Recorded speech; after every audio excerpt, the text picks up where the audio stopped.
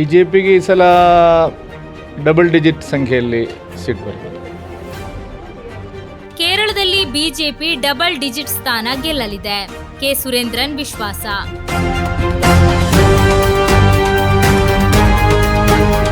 ಕೇರಳದಲ್ಲಿ ಈ ಬಾರಿ ಬಿಜೆಪಿ ಡಬಲ್ ಡಿಜಿಟ್ ಸಂಖ್ಯೆಯಲ್ಲಿ ಸ್ಥಾನ ಗಳಿಸಲಿದೆ ಎಂದು ಮಂಜೇಶ್ವರ ಬಿಜೆಪಿ ಅಭ್ಯರ್ಥಿ ಕೆ ಸುರೇಂದ್ರನ್ ವಿಶ್ವಾಸ ವ್ಯಕ್ತಪಡಿಸಿದ್ದಾರೆ.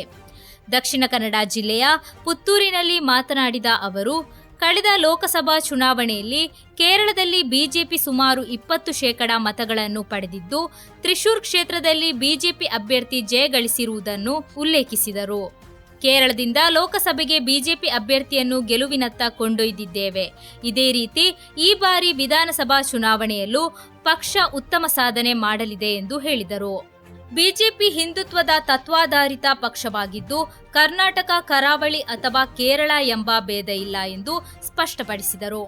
ಬಿಜೆಪಿ ಸಂಸದ ಸುರೇಶ್ ಗೋಪಿ ಅವರು ಬೀಫ್ ಸೇವನೆ ಕುರಿತು ನೀಡಿದ ಹೇಳಿಕೆ ವೈಯಕ್ತಿಕವಾಗಿದ್ದು, ಅದು ಪಕ್ಷದ ಅಧಿಕೃತ ನಿಲುವಲ್ಲ ಎಂದು ಕೆ ಸುರೇಂದ್ರನ್ ತಿಳಿಸಿದ್ದಾರೆ.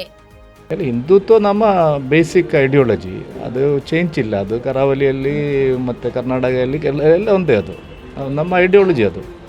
ಅದನ್ನ ಬಗ್ಗೆ ಮತ್ತೆ ವಿಶೇಷ ವಿಚಾರ ಇಲ್ಲ, ಒಂದೇ ವಿಚಾರ.